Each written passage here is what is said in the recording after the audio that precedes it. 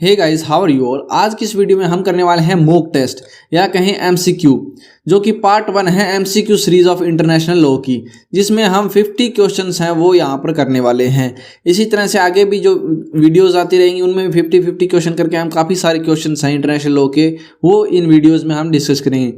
और जहाँ तक संभव हो उसका हर एक जो क्वेश्चन है उसके जितने भी आंसर में जो ऑप्शन दिए गए हैं उनका यहाँ पर हम एक्सप्लेन भी करने की कोशिश करेंगे, उनको समझने की कोशिश करेंगे क्यों ये ऑप्शन दिए गए हैं, या इनमें से राइट ऑप्शन दिया है तो वो क्यों दिया है, और इनकी डिटेल वीडियो है वो भी आपको इस चैनल पे मिल जाएगी। तो चलिए बिना किसी देरी के हम एमसीक्यू है वो शुरू करते हैं।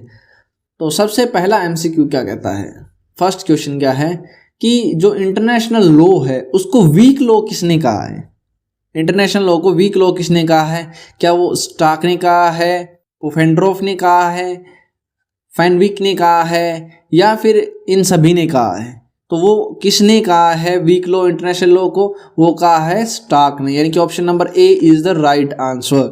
नेक्स्ट क्वेश्चन नंबर 2, इसमें क्या कहा गया है कि लॉ क्या है, इज अ लॉ, क्योंकि स्टेट है जो इसको रिगार्ड करता है इट एज ए लॉ। ये जो लाइन है ये कौन से जूरिस्ट ने कही है? कौन से जूरिस्ट ने कही है?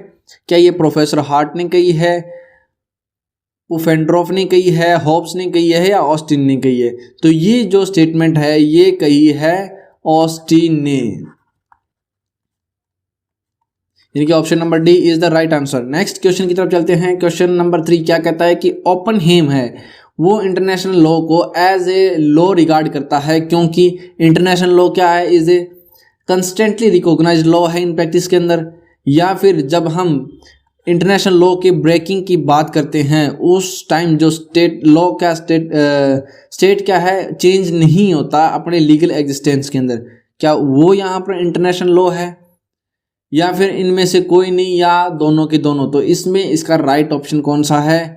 वो है ऑप्शन नंबर डी, यानी कि ये जो दोनों की दोनों कंडीशन है उसके अंदर उस लॉ को हम यहाँ पे इंटरनेशनल लॉ है जो रिगार्ड करते हैं एज पर दी ओपनहेम।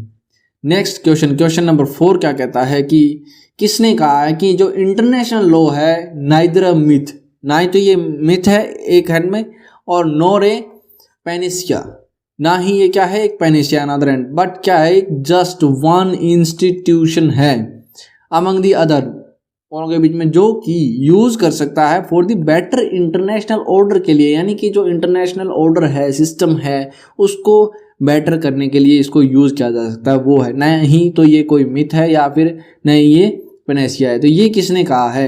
क्या वो हॉलैंड ने कहा है, ओपनहेम ने कहा है, J.L. ब्रियरली ने कहा है, या फिर होब्स ने कहा है? तो ये कहा है J.L.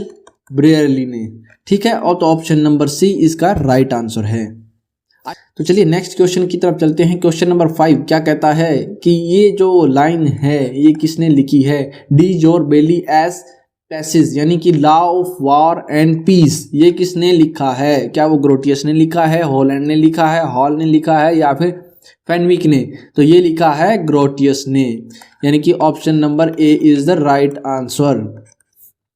Next question number 6, question number 6 क्या कहता है कि जो नेचुरलिस्ट हैं वो डिनाई नहीं करते वैलिडिटी ऑफ इंटरनेशनल लॉ की, ओनली जो ऑस्टियन है वो डिनाई करते हैं। क्या डिनाई करते हैं? ये क्या करते हैं? डिनाई नहीं करते।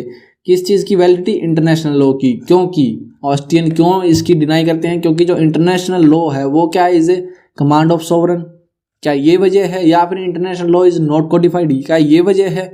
या फिर क्या है कि it is not a command of sovereign, ये कमांड ऑफ सोवरन नहीं है, और न ही क्या ये एक enforced by an independent agency through the crossing mean, क्या इस वजह से?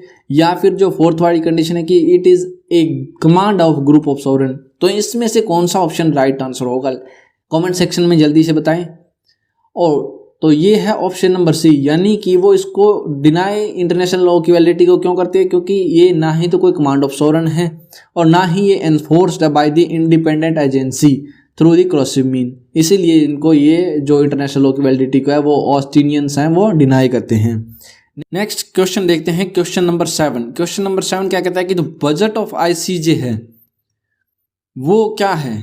क्या वो एक क्या वो पार्ट नहीं है यूएन जो बजट है in order to maintain the independency of the court है, जो इंडिपेंडेंसी है उसको मेंटेन करने के लिए क्या वो यूएन बजट है उसका पार्ट नहीं है, या फिर वो उसका पार्ट है और पास किसके द्वारा होता है, जनरल असेंबली के द्वारा, या फिर वो पास्ट किसके द्वारा होता है, सिक्योरिटी काउंसिल के द्वारा पार्ट है, या फिर वो passed by the court itself. तो इसमें से कौन सा ऑप्शन राइट है, वो है option number B is the right answer. यानी कि ये यूएन जो है उसका बजट का जो एक पार्ट भी है और ये जनरल असेंबली के द्वारा पास होता है।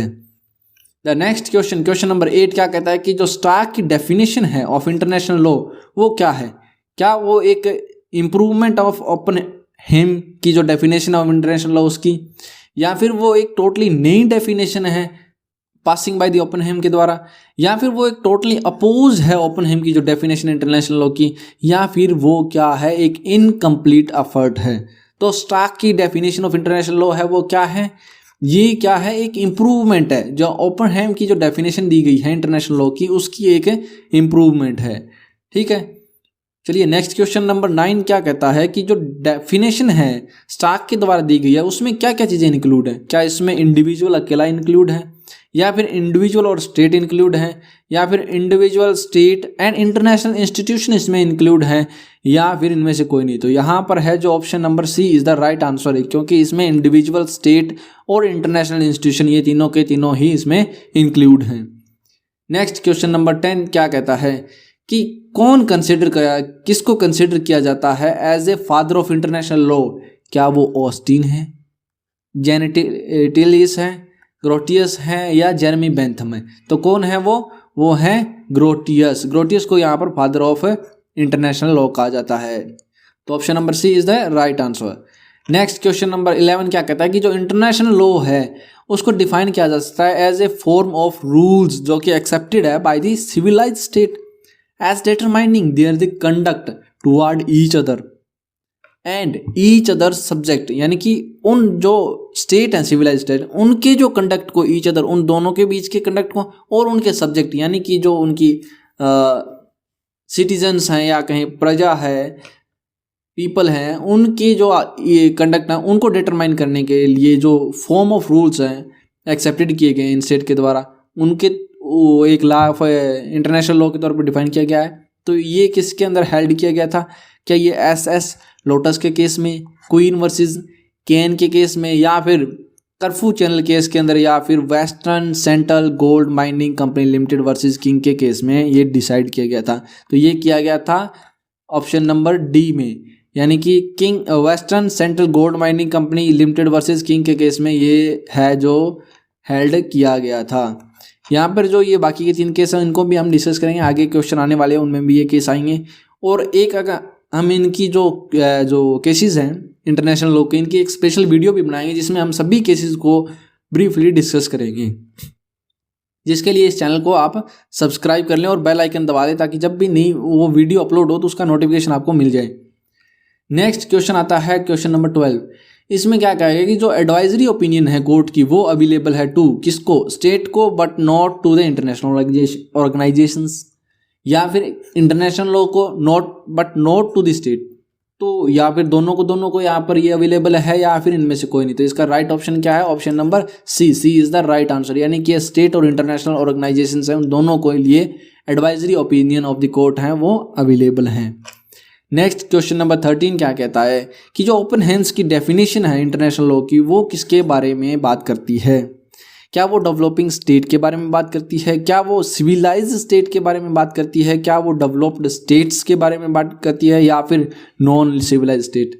तो वो कौन से स्टेट्स के बारे में बात करती है, वो करती है डेवलप्ड स्टेट के बारे में बात, जो इंटरनेशनल लॉ की डेफिनेशन है किसकी, ओपन हैंड्स की।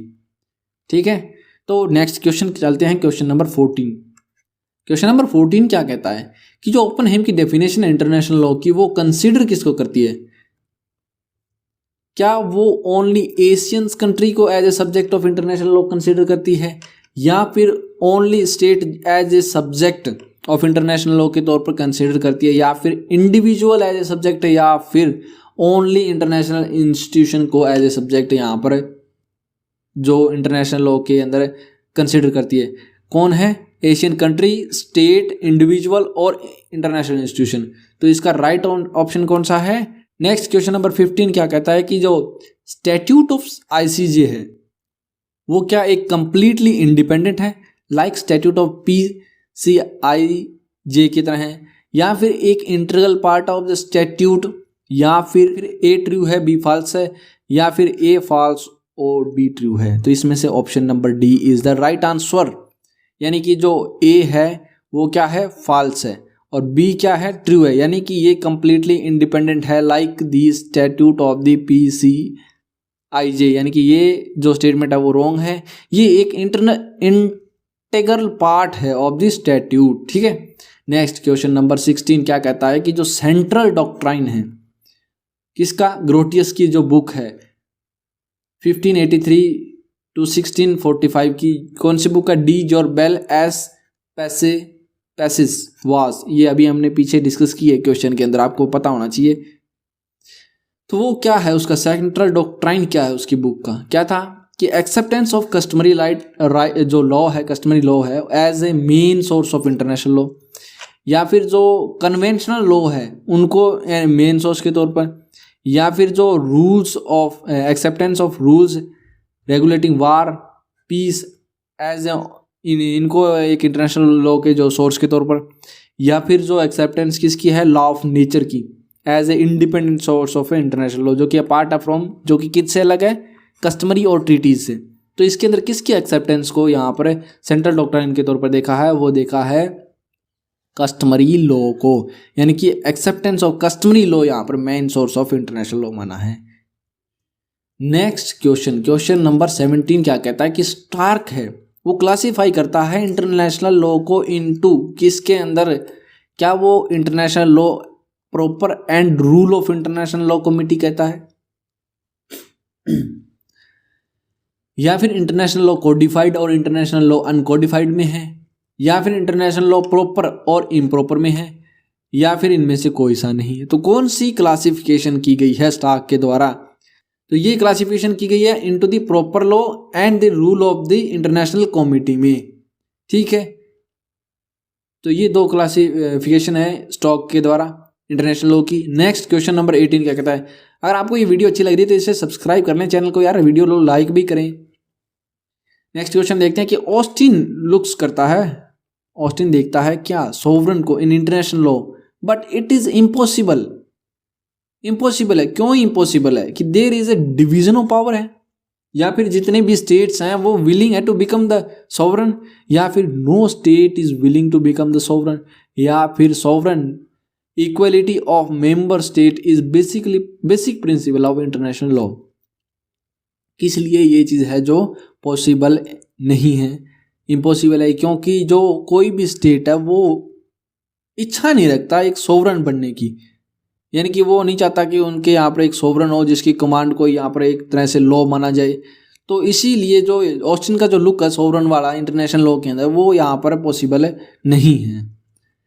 नेक्स्ट क्वेश्चन आता है 19 क्या कहता है कि किसने है जो बुक मेयर लिब्रम लिखी है? क्या वो मेन लिखी है हॉलैंड ने, लिब्रेज ने, या फिर ग्रोटियस ने? कौन से जो जूरिस्ट है उन्होंने लिखी है? ये लिखी है ग्रोटियस ने। Option number D is the right answer. Next question की तरफ चलते हैं। क्वेश्चन नंबर 20 क्या कहता है कि कौन सा सोर्स है वो मेंशन्ड है for the first time in article 38 of the statute के अंदर? कौन से स्टैट्यूट में? Of the permanent court of international justice में। कौन से सोर्स को क्या है? क्या वो इंटरनेशनल कन्वेंशन है, कस्टम्स हैं, या फिर जनरल प्रिंसिपल ऑफ लॉ जो कि स्टेट है, जो सिविलाइज स्टेट है उनके द्वारा रिकॉग्नाइज की गई है वो है, या फिर इनमें से कोई नहीं? तो ये है जनरल जो प्रिंसिपल हैं जो कि रिकॉग्नाइज किए गए हैं बाय द सिविलाइज स्टेट के द्वारा। तो option number C is the right answer. Next point की तरफ चलते हैं कि जो क्वेश्चन नंबर 21 है वो क्या कहता है कि in context of the sanctions के कंटेक्स्ट जो कि कंटेम्पलेटेड किसमें की गई है? आर्टिकल 5, 6, 41, 42 ऑफ द चार्टर कौन सा? यूएन का, यूनाइटेड नेशन का। तो इसमें इंटरनेशनल लॉ है वो क्या है? क्या एक ओनली सेट है by the general opinion and the duties जो कि इम्पोज करती है, विच इट इम्पोज, जो ड्यूटी इनको इम्पोज करती है आर इन्फोर्स्ड है बाय द मॉरल सेक्शन जो कि क्या है, एक पॉजिटिव मोरालिटी है and not the positive law, या फिर ये जो बी वाला, या फिर सेकंड ऑप्शन है जो कि वेनिसिंग पॉइंट ऑफ जूरिस्प्रूडेंस को कहा गया, या फिर लॉ क्या है, in making law struggling of for existence है, या फिर as much as law as any other law. तो इसका option number D is the right answer. इसमें लॉ क्या है कि law as much law as any other law, जिसे अदर लॉज है उनकी तरह ही ये एक लॉ है। ठीक है, नेक्स्ट क्वेश्चन नंबर 22 क्या कहता है कि कौन सी स्टेटमेंट है वो डज नॉट सपोर्ट नहीं करती क्या view international law is a true law. International law क्या है, ट्रू लॉ है। ये स्टेटमेंट कौन सी स्टेटमेंट है वो सपोर्ट नहीं करती है। स्टेटमेंट ए क्या कहती है कि जो स्टैट्यूट ऑफ इंटरनेशनल कोर्ट है ऑफ जस्टिस, जो कि नेक्स्ट है इन द ह्यूमन चार्टर, वो क्या कहता है कि स्टेट करता है court function is to decide the matter in accordance with international law. यानी कि जो मैटर आया है वो कोर्ट फंक्शन करेगी किसके अकॉर्डिंग, जो इंटरनेशनल लॉ के अंदर मैटर उनके अकॉर्डेंस में। बी ऑप्शन क्या कहता है कि जो कस्टमरी रूल्स हैं वो रिप्लेस्ड है by the treaty and convention के द्वारा, एंड ये जो ट्रीटीज हैं वो बाइंडिंग है अमंग द सिग्नेटरी जो भी स्टेट्स हैं उनके अंदर। थर्ड क्या कहता है कि जो चैप्टर 7 की जो आर्टिकल हैं 59 एंड 94 ऑफ द चार्टर है वो कंटेम्पलेट करती है सैंक्शन। और लास्ट वाला ऑप्शन क्या कहता है कि जब इंटरनेशनल क्वेश्चन है अराइज होता है तो स्टेट्स रिप्लाई करते हैं upon the moral argument not on the treaty president etcetera. तो इस तरह से यहाँ पर कौन सी जो स्टेटमेंट है वो सपोर्ट नहीं करती, वो करती है बी वाली स्टेटमेंट। यानी कि जो कस्टमरी रूल्स हैं वो क्या है, रिप्लेस्ड किए गए हैं by the treaties and convention, and जो ये ट्रीटीज हैं वो binding among the signatory state. तो ये जो स्टेटमेंट है वो सपोर्ट नहीं करती international law is a true law, कोई जो स्टेटमेंट है उसको। नेक्स्ट क्वेश्चन नंबर 23 क्या कहता है कि विच ऑफ द फॉलोइंग, इनमें से कौन सा does not find mention in article 38 of the statute of court. Court का जो स्टैट्यूट है उसके अंदर ये इसमें से आर्टिकल 13 में क्या चीज़ है वो मेंशन नहीं है, इंटरनेशनल कन्वेंशन मेंशन नहीं है, कस्टम है, या फिर डिसीजन और determination of the organ of international institute है, या फिर जनरल प्रिंसिपल ऑफ लॉ जो कि रिकॉग्नाइज्ड है बाय द सिविलाइज्ड स्टेट।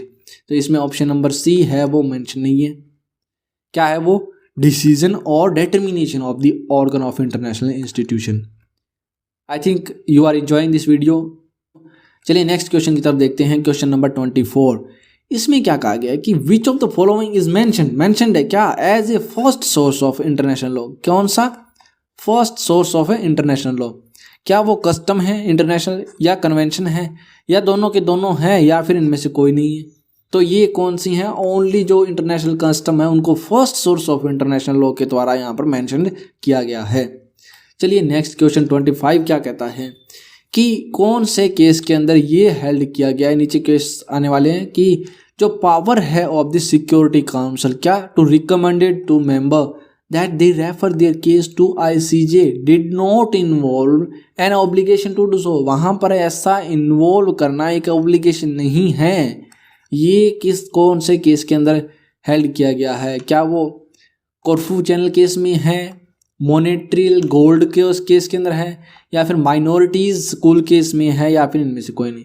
तो ये हेल्ड किया गया था ऑप्शन नंबर ए वाले केस यानी कि कर्फ्यू चैनल केस में, कि जो पावर है सिक्योरिटी काउंसिल की टू रिकमेंड द मेंबर को रिकमेंड करने की कि वो अपना केस है वो रेफर करे किसको, ICJ को।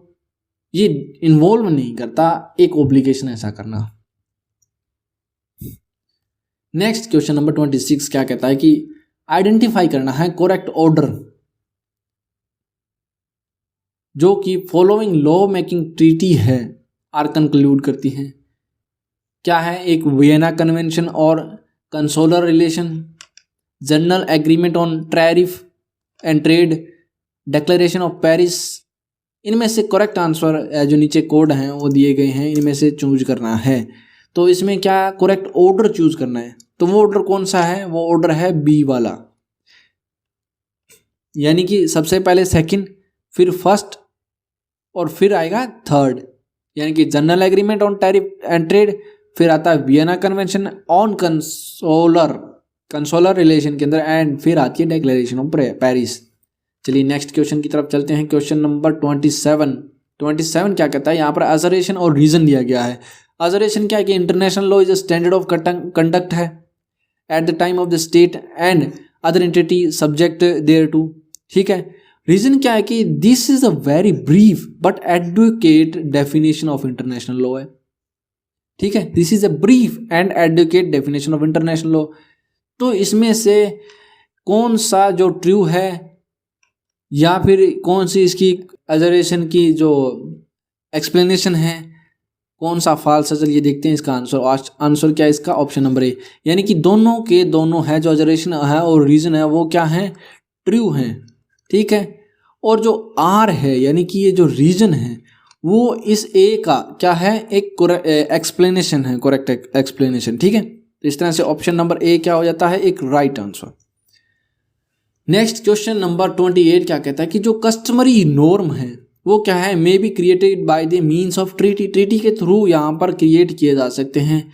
ये क्या है? वाज रेंडर्ड है बाय द आईसीजे, किससे कौन से केस में ये चीज़ है रेंडर की गई है? ये नॉर्थ सी कॉन्टिनेंटल सेल्फ केस में, या फिर पेक्यूटे वर्सेस हबाना के केस में, या फिर एल्टमार्क केस के अंदर, या फिर इनमें से कोई सा नहीं।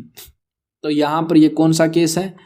डी, यानी कि इस तीनों चारों केसेस के अंदर ये किसी भी केस के अंदर ये जो स्टेटमेंट है आईसीजे के द्वारा हेल्ड नहीं की गई है। नेक्स्ट क्वेश्चन कौन सा आता है? क्वेश्चन नंबर 29 क्या कहता है कि इनमें से जो फॉलोइंग स्टेटमेंट है उनमें से करेक्टली मैच्ड है। कौन सी मैच है? क्या custom source of international law है, म्युनिसिपल लॉ है? क्या जो कन्वेंशन है वो सोर्स ऑफ म्युनिसिपल लॉ है? क्या जो कॉन्स्टिट्यूशन है वो सोर्स ऑफ लॉ है, इंटरनेशनल लॉ और म्युनिसिपल लॉ? या फिर यूजेस एंड लेजिस्लेशन है वो क्या है? Source of international law and municipal law. तो इसमें से कौन सा करेक्टली मैच्ड है? तो वो है बी वाला, यानी कि जो कन्वेंशन है वो सोर्स ऑफ म्युनिसिपल लॉ है।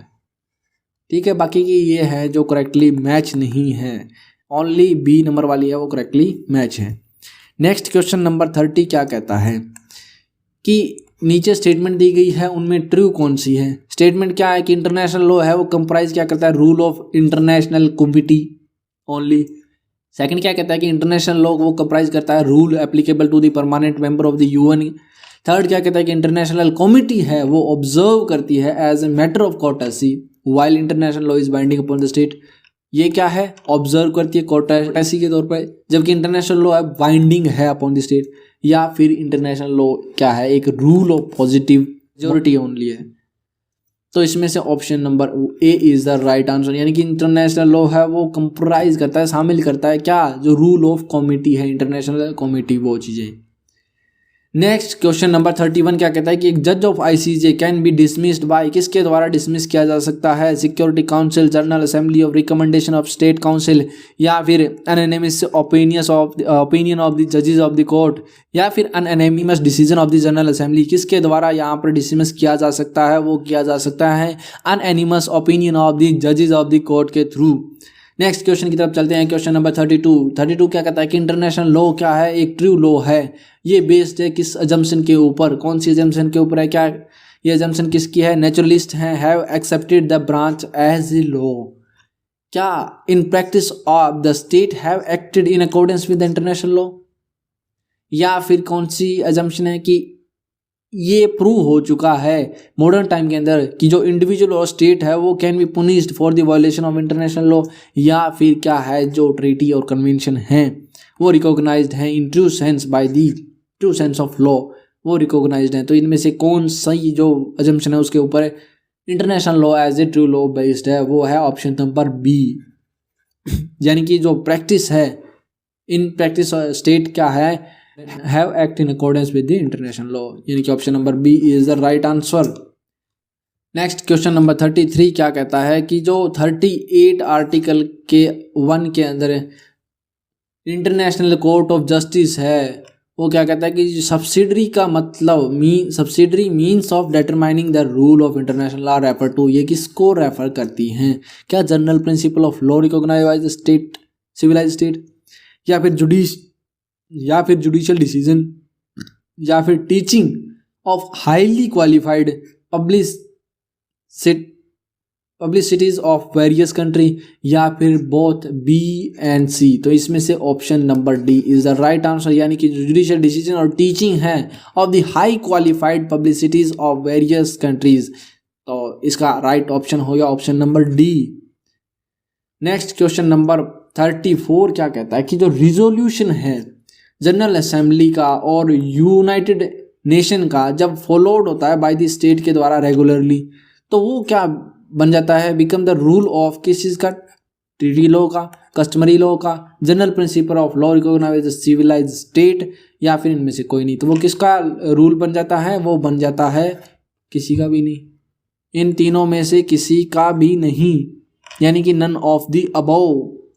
नेक्स्ट क्वेश्चन नंबर 35 क्या कहता है कि किसने, कौन डिफाइन करता है ट्रीटी को एज, कैसे, कि ट्रीटीज आर एग्रीमेंट है between the subject of the international law, जो कि क्रिएटिंग कर रही है एक binding obligation on in the international law, यानी कि इंटरनेशनल लॉ के अंदर एक बाइंडिंग ऑब्लिगेशन क्रिएटिंग करने वाली ट्रीटीज क्या है, वो एग्रीमेंट है between the subject of the international law. ये किसने डिफाइन किया, ओपनहेम ने, श्नाबर्गर, ऑस्टिन एंड वेइनर, किसने ये चीज डिफाइन की है, ये की है ए ऑप्शन वाले जो जूरिस्ट हैं, यानी कि ओपनहेम ने है, वो है उनको ट्रीटीज को एज ए डिफाइन किया है।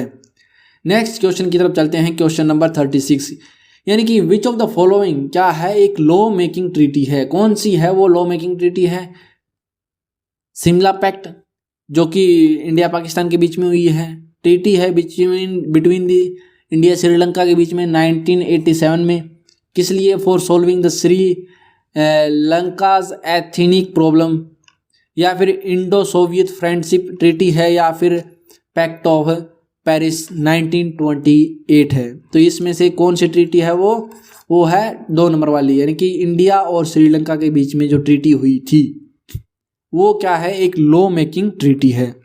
नेक्स्ट क्वेश्चन नंबर देखते हैं 37, इसमें क्या कहा है कि it is the oldest and original source of international law. ये यहाँ पर जो ओपनहेम है वो किसको रेफर करते हैं, क्या वो इंटरनेशनल कन्वेंशन को, कस्टम को, या फिर जनरल प्रिंसिपल जो कि recognised by the civilised state, या फिर यूएन चार्टर, इनमें से किसको है जो ओपनहेम है रेफर करते हैं as a oldest and original source of law, ये उसको कहते हैं किसको, यूएन चार्टर को यहाँ पर रेफर किया जाता है as a oldest and original source of international law. तो डी ऑप्शन यहाँ पर राइट आंसर हो गया। नेक्स्ट क्वेश्चन नंबर 38 क्या कहता है कि यहाँ पर एजरेशन दी गई है, रीज़न दिया गया है, देखते हैं कौन सी एजरेशन सही है, कौन सी उसकी एक्सप्लेनेशन है वो रीज़न सही है। तो यहाँ पर इंटरनेशनल लॉ क्या है, इज़ मोर और लेस इन कंटिन्यूअल स्टेज है ऑफ किसकी, चेंज एंड डेवलपमेंट, यानी कि चेंज होता रहता है, फिर डेवलपमेंट होती है, फिर चेंज होता है, यानी कि डेवलपमेंट होती है, चेंज होता है। इस तरह की जो कंटिन्यूअल, जो मोर कहें या लेस करें, एक इंटरनेशनल लॉ है वो स्टेज है इसकी। लॉ चेंज होता है according to the need of the society. तो यहाँ पर क्या कोड दिए गए हैं, 4 कोड दिए गए हैं, इनमें से कौन सा कोड है वो राइट है, वो है ऑप्शन नंबर ए, यानी कि ये है जो अजरेशन राइट है, रीजन भी राइट है, और ये रीजन क्या है, उसकी एक्सप्लेनेशन किस तरह से हुई कि यहाँ पे सोसाइटी की नीड के अकॉर्डिंग चेंज हो रही है, तो वो चेंज एक तरह से डेवलपमेंट होती है, तो इसी तरह से इंटरनेशनल लॉ क्या है, एक स्टेज है डेवलपमेंट और चेंज का, ठीक है। नेक्स्ट क्वेश्चन नंबर 39 क्या कहता है कि जो एक कस्टम है in intendment of law is such use as hath obtain the force of law, this definition was given by, ये डेफिनेशन किसके द्वारा दी गई है, स्टार्क, वेइनर, ब्रेयरली या फिर ऑस्टिन, कौन से जूरिस्ट के द्वारा है वो ये डेफिनेशन दी गई है, वो दी गई है बी वाले जूरिस्ट यानी कि वेइनर के द्वारा दी गई है। नेक्स्ट क्वेश्चन नंबर 40 क्या कहता है कि कौन से केस के अंदर जो इंटरनेशनल कोर्ट ऑफ जस्टिस है वो स्ट्रेस करता है ऑन द नेसेसिटी किसके लिए, for the consistency and uniformity of the usages and practice before they can be recognised as a custom, उनको कस्टम रिकॉग्नाइज करने से पहले किस चीज़ के ऊपर है जो स्ट्रेस देता है, वो कौन से केस में है ये डिसाइड किया गया है, ये स्ट्रेस दिया है उन्होंने असाइलम केस में या फिर कॉन्टिनेंटल सेल्फ केस के अंदर या फिर द स्कोइटा केस के अंदर या फिर लोटस केस के अंदर। ये कौन से केस में कहा गया है? ये लोटस केस के अंदर, यानी कि जो एस लोटस केस है, हमने पीछे भी कहा था कि ये केस हैं जो बार बार आगे डिस्कस होंगे, वही केस है जो यहाँ पे आया है। कोर्ट ऑफ जस्टिस ने स्ट्रेस दिया है कि नेसेसिटी क्या है for the continuous and uniformity of the usages और practice before they recognise the custom, यानी कि कस्टम को रिकॉग्नाइज करने से पहले उनकी कंसिस्टेंसी यानी यूनिफॉर्मिटी की यहाँ पर नेसेसिटी पे ज़्यादा स्ट्रेस दिया गया है।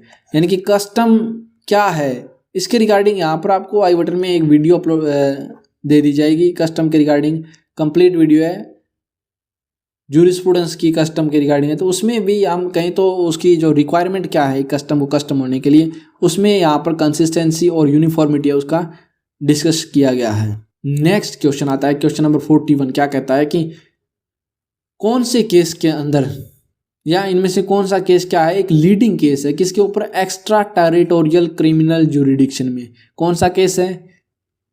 3 Bigha case, Corfu Channel case, SS Lotus या फिर कोलंबियन प्रीवियन केस। कौन सा केस है वो? एसएस लोटस वाला जो केस है, ऑप्शन नंबर सी वाला केस है, वो यहाँ पर एक leading case on the extra territoriality of the criminal jurisdiction. Next question number 42 क्या कहता है कि which one of the article of the convention of law of the sea 1982 defined बाइस कौन से कन्वेंशन में यहाँ पर कौन सी आर्टिकल में डिफाइन की गई है? क्या वो आर्टिकल 10(2) में है, 10(5) में है, 10(9)(2) में है या फिर 15(2) में है? तो ये है ऑप्शन नंबर ए वाली, यानी कि 10(2) आर्टिकल है जो उसमें बाय क्या होता है वो डिफाइन किया गया है। नेक्स्ट क्वेश्चन नंबर 43 क्या कहता है कि ट्रीटी में be classified on the basis of the party, जो कि मेंबर बन रही है उस ट्रीटी की, वो कितनी अंदर है, कितनी कैटेगरीज में यहाँ पे क्लासिफाई की गई है? 2 कैटेगरी, 3, 4, 5 को इतनी में है ये 3 कैटेगरीज में यहाँ पर क्लासिफाइड की गई है, यानी कि option number B is the right answer. Next question number 44 provision related to the general assembly are contain in chapter 4 of the UN charter comprise the articles. कौन सी आर्टिकल्स हैं इसमें कंप्राइज की गई है? क्या आर्टिकल 7 to 20 है? क्या आर्टिकल 9 to 22 है? क्या आर्टिकल 8 to 25 या 10 to 26? तो ये है ऑप्शन नंबर वाली, यानी कि 9 to 22 जो आर्टिकल्स हैं वो कंटेन करती है provision relating to the general assembly. Next question number 45 क्या कहता है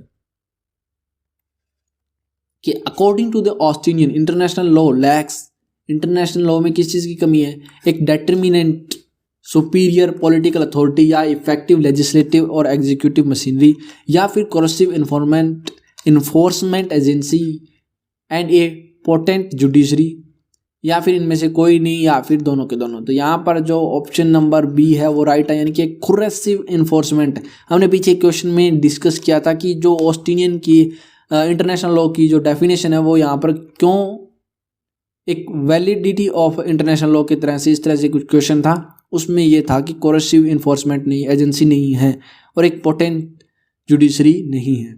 ठीक है, इस चीज़ की यहाँ पर इंटरनेशनल लॉ में कमी है। नेक्स्ट क्वेश्चन नंबर 46 क्या कहता है कि जो ऑब्जर्वेशन है, क्या ऑब्जर्वेशन है कि जो international law is not a law but not a law was made by Austin, Pufendorf, Hobbes Holland, Jethro Brown, all of this. तो किसकी ऑब्जर्वेशन है? ये है ऑस्टिन एंड पुफेंड्रोफ की। ठीक है, तो यहाँ पर ये option number A is right answer. Next question number 47 क्या कहता है कि जो international law is the vanishing point of jurisprudence. इसका मतलब क्या है? क्या international law provides way to develop the jurisprudence, या इंटरनेशनल लॉ एक वीक पॉइंट है? क्या इसका मीनिंग ये है? या फिर international law is not law, या फिर international law depend on the interpretation given by the jurist. तो इसमें से कौन सा है जो इसका मतलब है? तो इसका मतलब क्या है कि इंटरनेशनल लॉ है वो डिपेंड करता है किसके ऊपर? ऑन द इंटरप्रिटेशन, जो कि जूरिस्ट के द्वारा दी गई है। आई होप कि आपको ये चीज़ कंसेप्ट है ये समझ में आ गया कि international law is A vanishing point है, उसका मीनिंग क्या है। नेक्स्ट क्वेश्चन नंबर 48, कौन सी स्टेटमेंट है वो क्या है? ट्रू है। स्टेटमेंट क्या क्या है? ए क्या कहता है कि law making treaties are direct source of international law, जबकि जो ट्रीटीज हैं contract lay down special obligation between the party only. नेक्स्ट क्या स्टेटमेंट है कि इन सर्टेन कुछ केसेस के अंदर जो बायलैटरल ट्रीटीज हैं may have a law making effect. Next दोनों के दोनों या फिर इनमें से कोई नहीं, तो यहाँ पर सी वाली है जो स्टेटमेंट है वो ट्रू है, यानी कि जो दोनों की दोनों है ए और बी स्टेटमेंट क्या है? ट्रू है। Next question 49, second last question, element of custom does not include. Element custom है उसके अंदर क्या इंक्लूड नहीं है? यूनिफॉर्मिटी उसमें इंक्लूड है, इनकंसिस्टेंसी इंक्लूड है, लॉन्ग ड्यूरेशन नहीं इंक्लूड है, जनरलिटी इंक्लूड है। तो यहां पर option number C is the right answer. Next question number 50, last question of this video, not the series, यानी कि सीरीज आगे चलती रहेगी, ये इस वीडियो का लास्ट क्वेश्चन है। अगर आपको ये वीडियो अच्छी लगी तो इस चैनल को सब्सक्राइब करें, इस वीडियो को लाइक करें और अपने दोस्तों के साथ में शेयर करें, ताकि वो भी अपनी एमसीक्यूज़ की जो प्रैक्टिस है, अपने टैलेंट को है, अपनी एबिलिटी को है, वो इन एमसीक्यूज़ के थ्रू चेक कर सकें। और आपको कहीं पर ऐसा लगे भी आप चेक करना चाहते हैं तो ये वीडियो को पॉज करके आप उसका आंसर है जो गैस कर सकते हैं। Which of the following source is regarded as a death nail to positivism. क्या वो कन्वेंशन है, general principle of law, custom या ऑल ऑफ द अबव? तो ये है बी वाले, यानी कि जनरल प्रिंसिपल ऑफ लॉ हैं उनको यहाँ पर सोर्स, ये जो लॉ हैं इनको रिगार्डेड किया गया है as a death nail to the positivism. I hope कि आपने इस वीडियो को एंजॉय किया है और इस चैनल को सब्सक्राइब करना ना भूलें ऐसी ही और वीडियो पाने के लिए। And thanks for watching, keep learning, keep growing.